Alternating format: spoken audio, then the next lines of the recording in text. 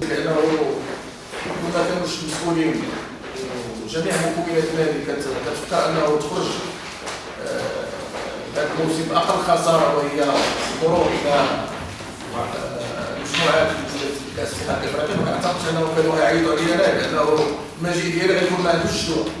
ربما المجيء ديالي في هذا الاتجاه هذا باش على الاقل نديروا، انا كما قلت في اول الندوه الصحفيه، على الاقل نديروا مقابله كبيره.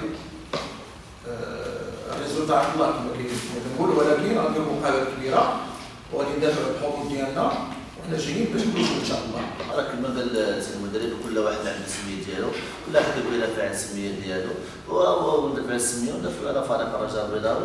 ان شاء الله هذه المباراه باش نكتب ان فريق الرجاء البيضاوي راه فريق كبير ان شاء الله، واننا خرجنا من العصبه ما خرجناش بواحد النتيجه اننا خسرنا في الرجل، بواحد النتيجه اللي هي مجرد كره القدم.